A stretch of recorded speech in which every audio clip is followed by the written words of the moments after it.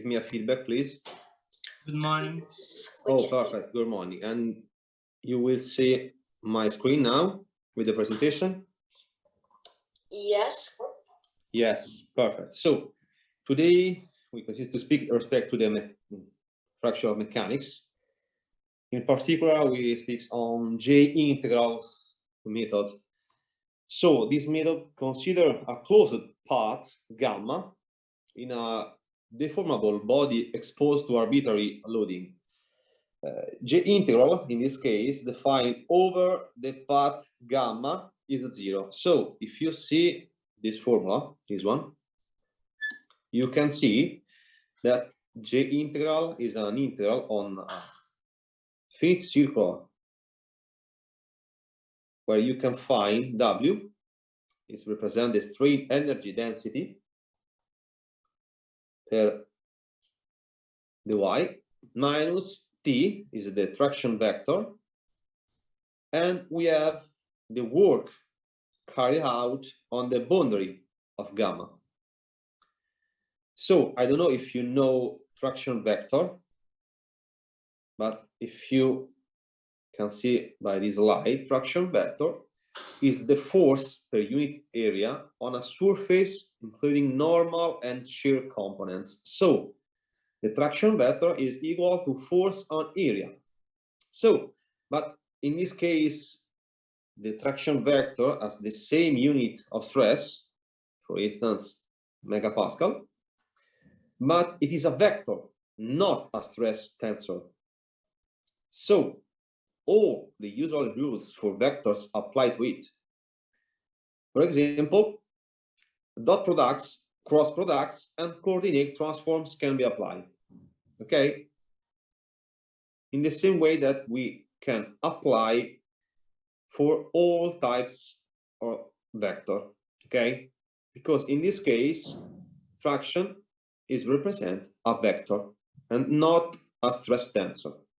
So we can identify the normal and shear stresses are simply the components of the traction vector that are normal and parallel to the area's surface, as shown in this figure. So we have, this is the angle of my traction vector, this one, and we can identify the normal stress, this one, and the shear stresses. Okay, just to know the angle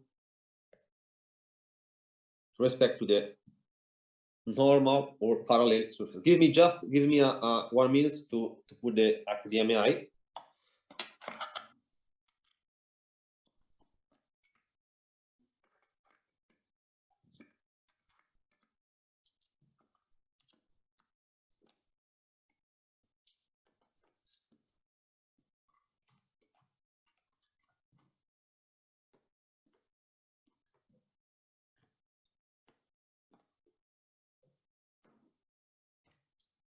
Funziona? Funziona male anche così.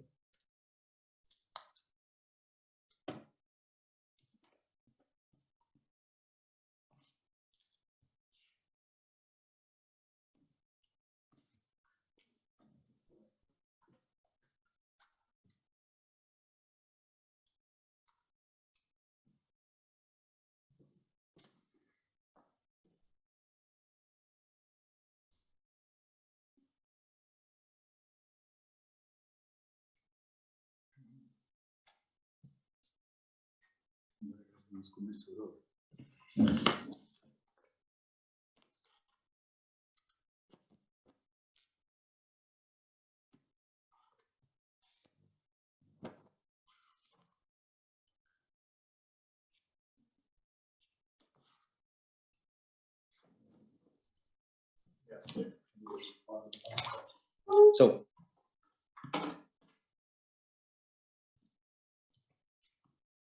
now for the J-integral method, we know to identify the stress tensor and traction vectors. So the relationship between the fraction vector and stress straight at a point results directly from setting the sum of forces on an object equal to 0.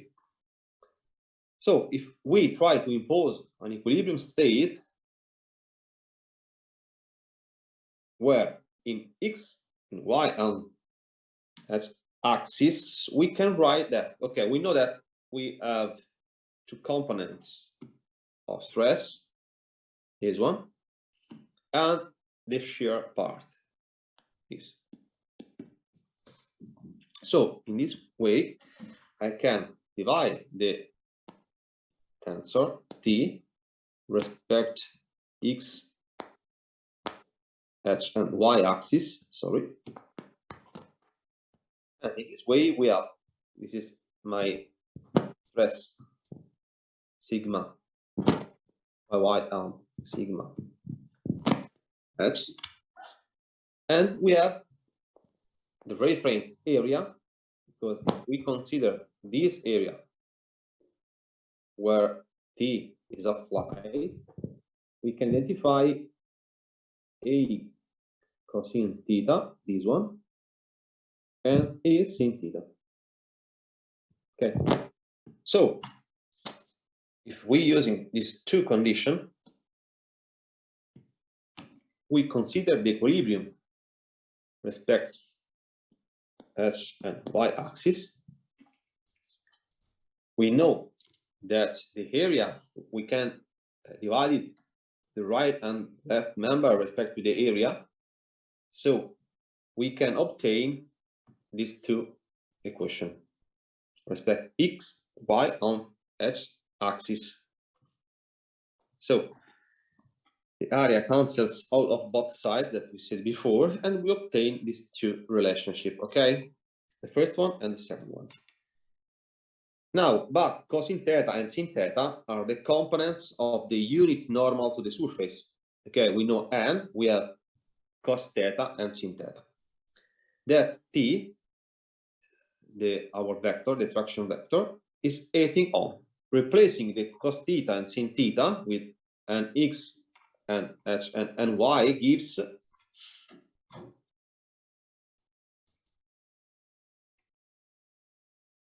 the relation 1 and 2. Okay, in which way we identify cos theta in an x and h and y, in the same way an h and y. So now we can write that the tensor T is equal to sigma per n. If we consider another types of acronyms, we can consider T E, it's equal to sigma ij per n j. This is a tensor, okay? This is the difference between this part where we consider the traction vector. This is the traction vector, this one, and the tensor, this one. Remember that the J integral defines the integral on this part, all this part. We have a closed loop, okay?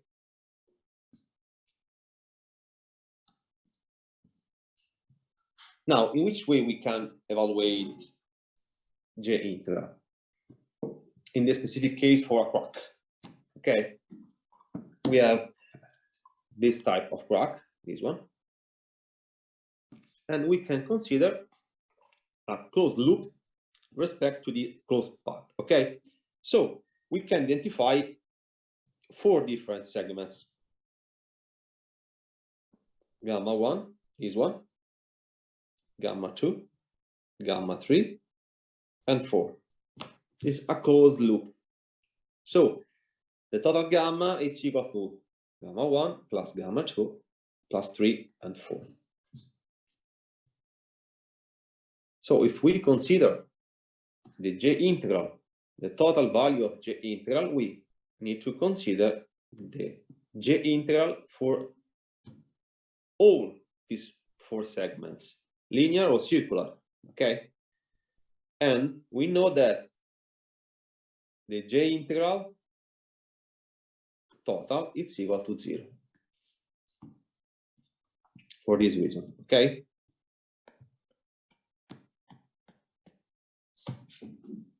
Remember that inside the J integral formula, we have the strain energy density, the traction vector, and respect to the traction vector and displacement respect to the strain energy, we know the work carried out on the boundary of gamma.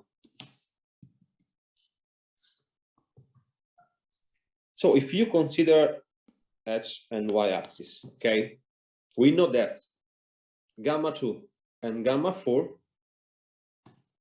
T, remember that T is the traction vector, it's equal to 0. And the elongation is equal to 0. The variation of the elongation during Y is equal to 0. So for the reason, J gamma 2 and J gamma 4 is equal to 0.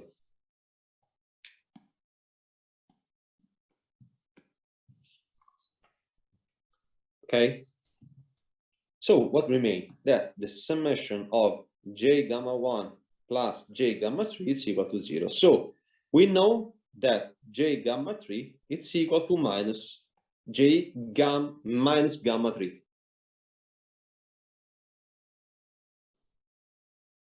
Okay, because if you can see J gamma 1 and J gamma 3 has a different direction, this one respect to this one, but we know that J gamma 3 is equal to minus J minus gamma 3, so we can identify that at the end J gamma 1 is equal to J minus gamma 3. What means that J integral along a crop tip contour is independent of the path. And J integral can be calculated also from contours not very close to the crack tip. So if I have this kind of crack tip, I can evaluate the J integral not only near, very close to the crack tip, but in the same way I can identify the J integral in another part, not very close, but for instance I can evaluate here if I want to identify the crack tip, or in the same way here. And the J integral is independent of the path.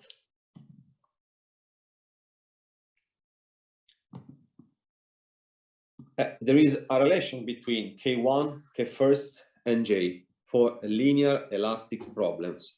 This is very important for linear elastic problems. If I ask you what means K1, what represents K1? Do you remember? This one, K1, what represents? The stress intensification factor, in this case, just for the mode 1. So, which is the relation between K and J? This one.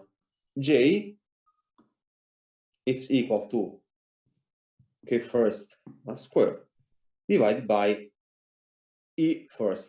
So, if I want to evaluate K1, the stress intensity factor for the mode 1, it's as a square root meter with respect to the J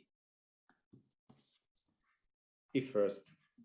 And what represents E1? So if I have a condition of plane stress, E1 is equal to E, Young modulus. Instead, if I consider plane strain, I have the presence of Poisson module. So E1 is equal to E divided by 1 minus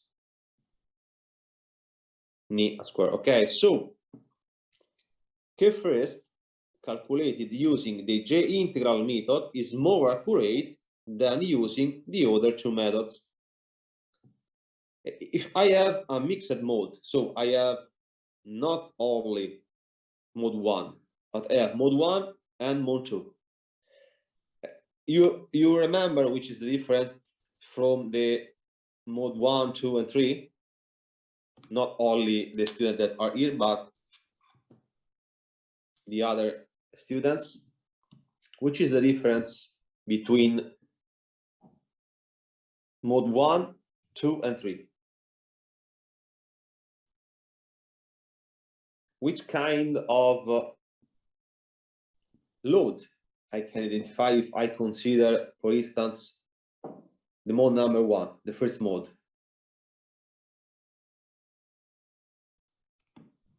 For number tensile stress.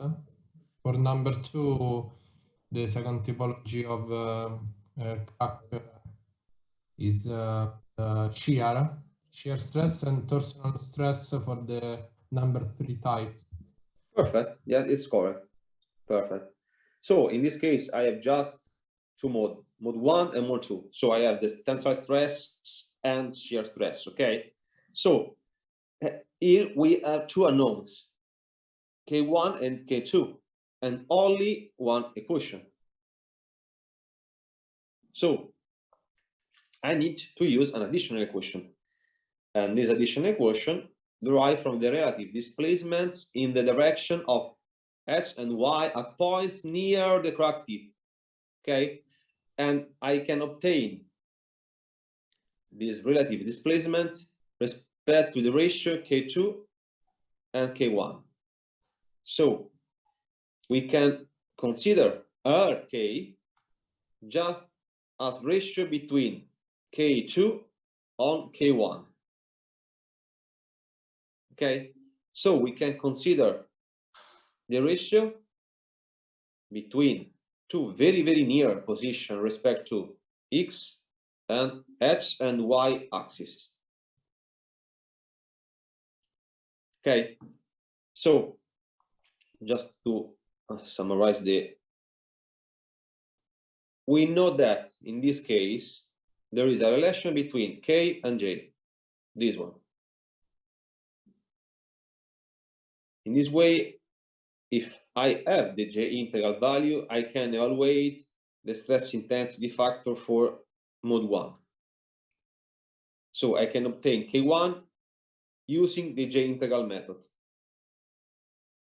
Pay attention because E first is different from plane stress condition and plane strain. In plane strain, we have the Poisson module inside the equation. So if we consider isotropic, perfectly brittle linear elastic materials, so what means if I consider linear elastic materials, I consider this type of materials. I have stress strain behavior. I consider this part where material is linear elastic. In this way, the J integral can be directly related to the fracture toughness if the crack extends straight ahead with respect to its original orientation.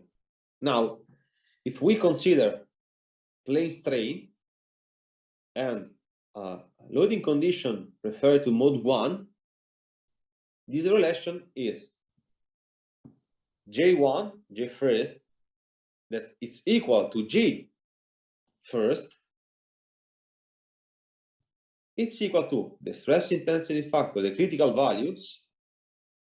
Remember that we consider plane strain, so I have 1 minus the Poisson module square on E. In the same way, if we consider the module loading, the relationship is the same. Okay, what changed? Just 1 and 2, this one.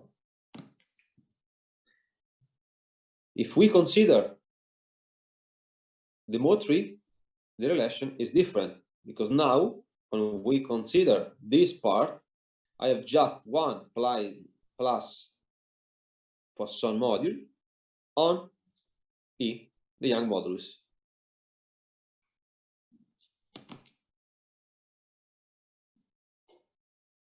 So you remember which is the matrix of strain if I consider that I can write the Young equation in this way. Okay, but I can identify sigma and epsilon just a vector and E as a matrix. So if I ask you in the vector of the load of the stress, which kind of terms are inside? If I consider plane strain,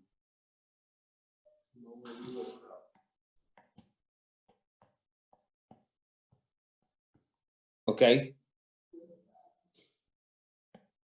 the same way for deformation, it's correct.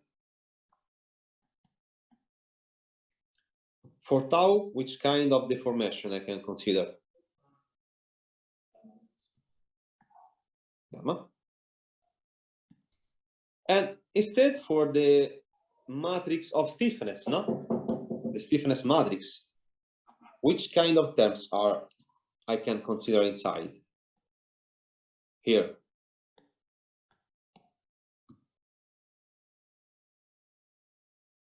I don't know if Professor Valente see you, but I can check before if you.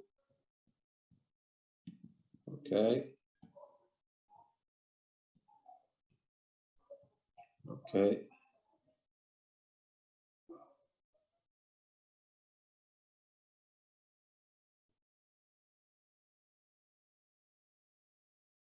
Okay. Do you remember this formula? I hope no. It's not easy to remember, but I think that for you it's enough to understand which is the theory under this equation. Okay. Okay, but I think that you know which terms are inside the matrix of the stiffness matrix. Okay, here.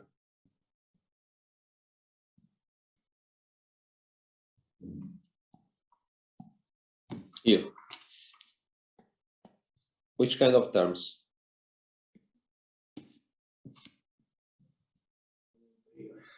Bye. Yes, but I know that we have, for instance, the Young modulus on XX, okay? And the third? And the third terms? G. Perfect. And after? Then the 1, 3, 2, 3 diagonal terms are of diagonal are 0 if the material is isotropic. This one? Yes. And this one? Yes. And the other two terms is the sum effect. Okay. Perfect. So if we consider elastoplastic materials, and we can consider the HRR solution.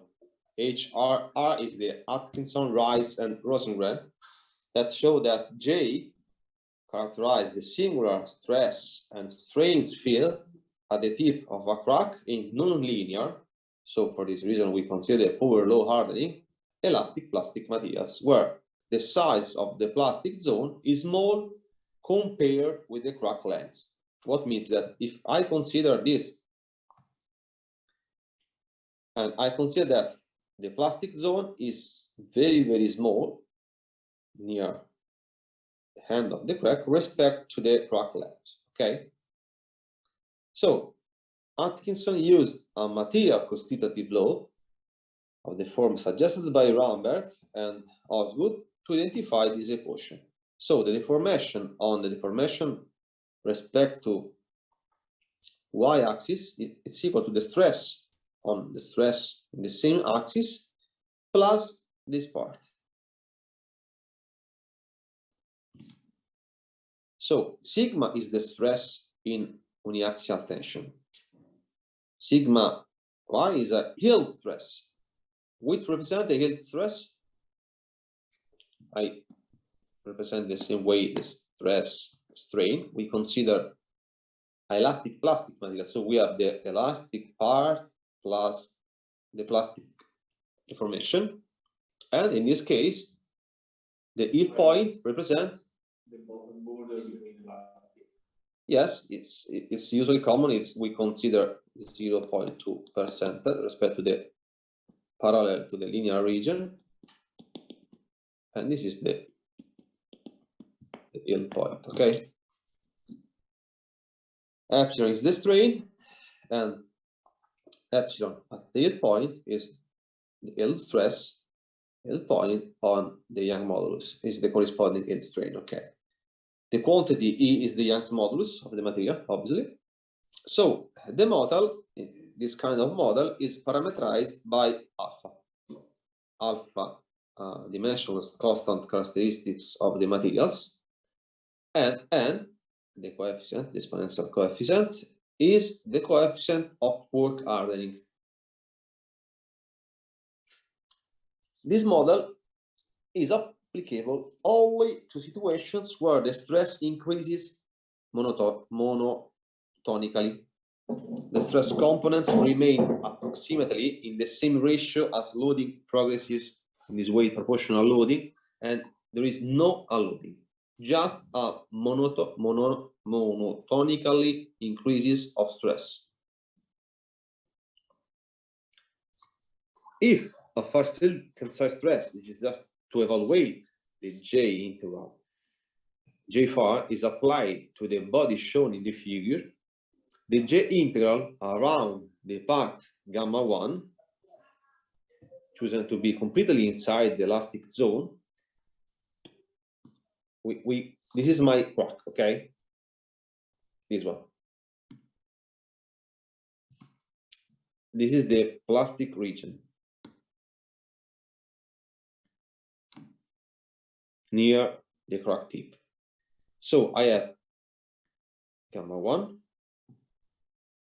in this direction, gamma 2, and gamma 3, and gamma 4. So if we consider in the elastic part J gamma 1, it's equal to P per sigma far, a square. If you remember, gamma 3, J gamma 3 and J gamma 4 are equal to 0, because T is equal to 0 and the derivation of Y is equal to 0. So we know that the total integral around the crack vanishes and the contribution along the surface of the crack are 0. We have J gamma 1 is equal to minus J gamma 2. But if the part 2 is chosen such that is inside fully plastic domain, Atkinson showed that if we consider just J gamma 2, it's equal to minus alpha per K and plus 1. We have alpha, K, R, and E. K is a stress amplitude. R is a polar, and theta is a polar coordinate system with origin at the crack tip.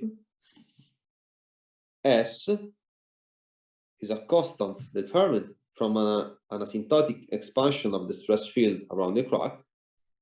And E is a dimensionless integral.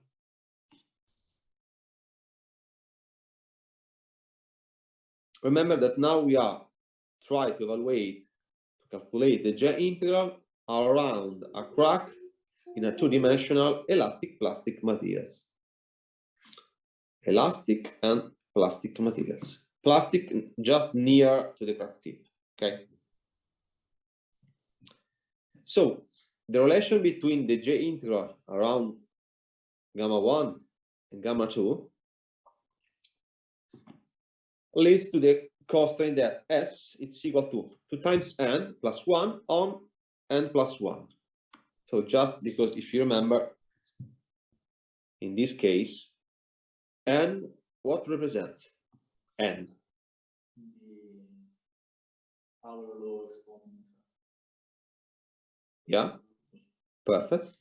So in this case, I can consider for k, for evaluate the stress intensity factor in terms of far field stress, I can use this equation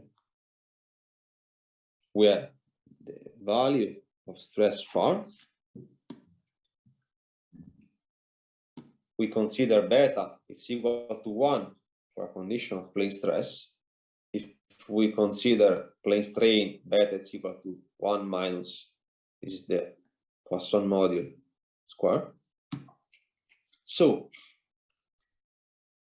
if I consider an asymptotic expansion of the stress field, and the above ideas can be used to determine the stress and strain fields in terms of J integral. And this way I can evaluate the stress and strain in terms of I and J tensor. Okay, so if you can see the equation, it's very similar because this part is the same. In this way I have the yield stress, and here I have the relation to the yield stress, and I have alpha stress and strain. And remember that I have just n on n plus 1 or 1 on plus 1. Okay, and these two terms are dimensionless functions. So these two expressions indicate that J can be interpreted as a plastic analog to the stress intensity factor K that is used in linear elastic fracture mechanisms. So for instance, we can use a criterion such as J measured than J first critical as a crack growth criterion. Because if you remember, I can speak respect to K measured than K first critical, or in this way I can consider J measured than J first critical in the same way.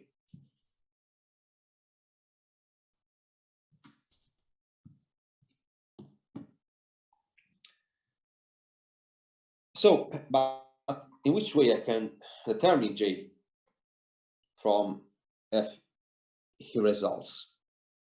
I can use several methods just to identify and evaluate J for a crack. We have the contour integration. The second method is a crack advanced method, though, where I have J is equal to minus the total strain energy with respect to the alpha.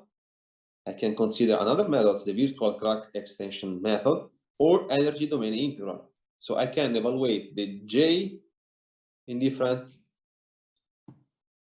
modes. So if I consider the crack extensions model, I have the equate structural component. I can have the monotonic loading, the fluctuating loading, or for instance, high temperature. So if I consider just monotonic loading, I have the static loading or dynamic or impact loading.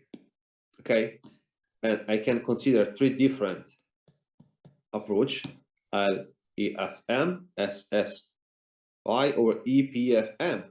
Or if I consider dynamic, I have the dynamic fracture mechanic. Okay, but this is another part of program. And I have the other parts of the flow chart. Okay, I have a fatigue crack growth, or if I consider high temperature, I have the creep crack growth. Okay, so I can consider a different mode of loading and different mechanisms of crack growth. Because if I consider high temperature, I can consider brittle fracture or ductile fracture. Or instead, if I consider different mode of loading, I have for a complete approach, I have a mixed mode crack growth 1, 2, and 3. we can now see just some application examples for LEFM. Okay, so I can consider the macromechanisms of crack growth in metals. I have a ductile crack growth. Okay, so this is the initial state. This is my crack and this point. So what happened when the load increased? That the void grows at the crack tip. If I increase again the load, what happened? That this void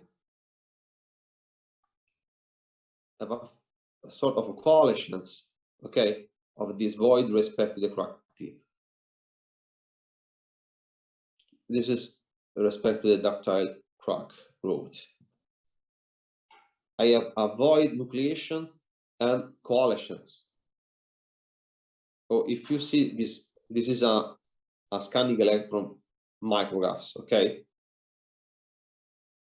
and you can see this type of analysis, of photography analysis. You can see the plastic deformation due to the tensor shear, okay, in this part, okay, in this slide, sorry. And if you see, the tension is applied from left to the right because the plastic deformation is from this side to the other side, okay.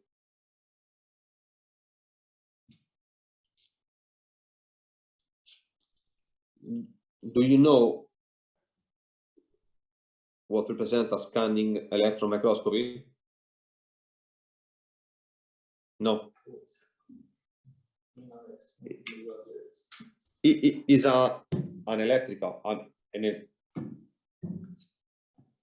electron microscopy that use a electron beam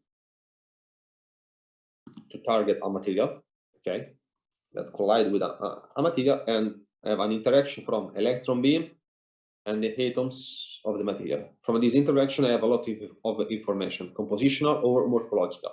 In this case, I consider morphological analysis. And now, from these photography results, I can see a fracture surface, okay, of a samples.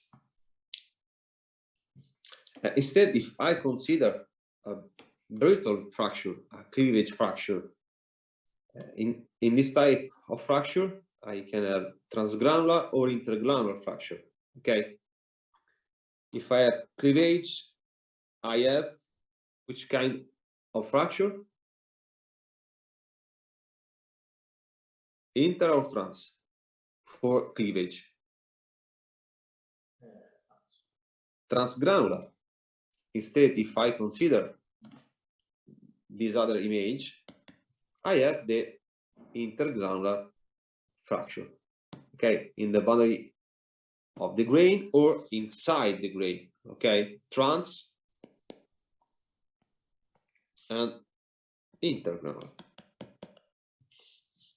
Intragranular, intergranular, okay.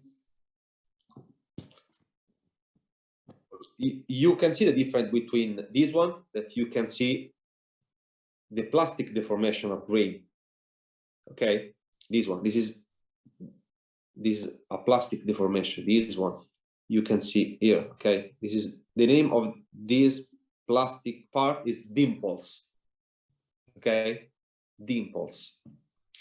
Instead, in this brittle fracture, I have a shape fracture, okay. It's very, very smooth respect to this one, okay. Transgranular, intragranular fracture, and the second one is intergranular because the fracture follow the boundary of the grain, okay. And you can see the shape, the perfect shape of the grain. Instead, in this part, the fracture is intragranular, so I pass through the grain, okay. This is the scanning electron analysis. So if I consider the mode 1, the brittle fracture, I have the linear elastic fracture mechanism, LAFM. So I have the pure mode 1 loading, and I can consider the cleavage fracture. Two major fracture models. The first one is the stress-based model. So I can evaluate the critical stress intensity factor, CIF, and energy-based models, energy release rate. Two main models. The first one is the stress-based with respect to the critical stress intensity factor. Okay. Or the energy release rate. If we consider the stress-based model, so I have the crack length during this direction. So when I can consider the fracture is assumed to occur when tensile stress, this one, head of a quick tip exceeds the critical fracture stress, sigma c, over a characteristic distance rc. So when the value of sigma phi is measured what's equal to a fracture stress, I have the critical crack. So, but at this critical stress correspond a characteristic distance. Fracture stress and critical distance are material properties. And just to reply, fracture stress is material strength at critical distance RC. Okay. So if we consider the brittle fracture pure mode 1 first, I consider K1 that describe the tensile stress at values of R is equal to critical values of R due to the external load. So I can, in this case, consider the fracture toughness K first C. K first T is a measure of material resistance against static crack growth and represent the fracture toughness. Fracture toughness is a constant material property.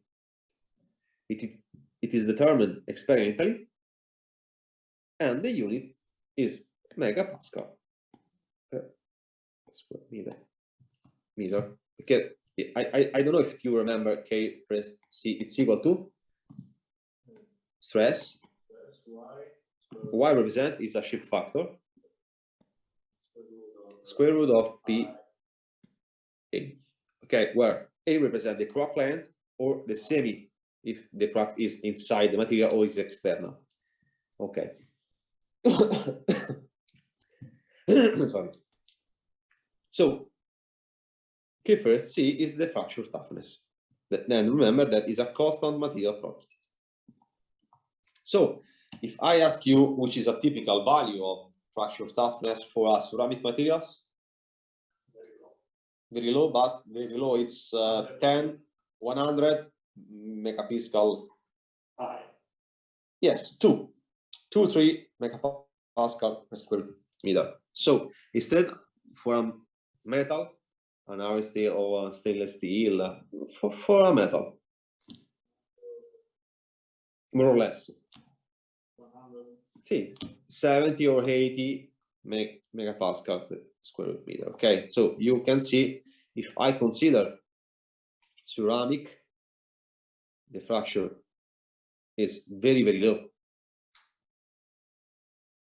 Okay. If I consider polymers, depend if I consider thermoplastic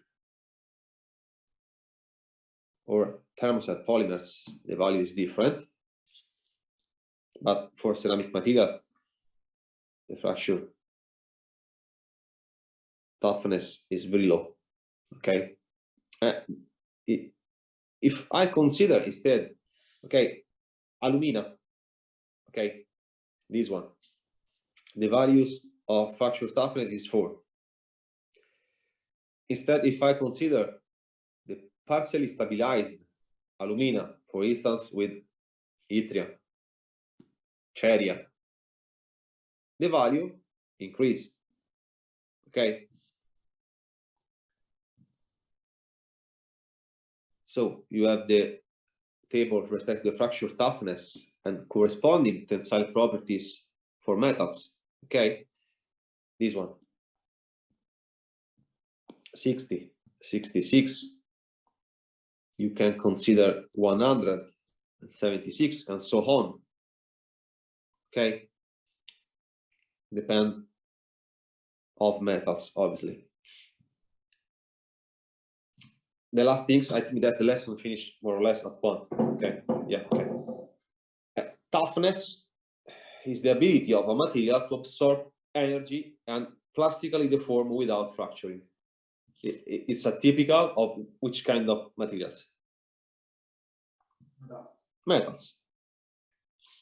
One definition of material toughness is the amount of energy per unit volume that a material can absorb before rupturing. And toughness can be determined by integrating the stress strain curve. Okay, this is the stress strain, this is the elastic part, this is the plastic region. I can evaluate the toughness by integrating the stress strain curve. Represent the area under the curve, this one. Okay. Fracture toughness is only for material behavior in the presence of crack.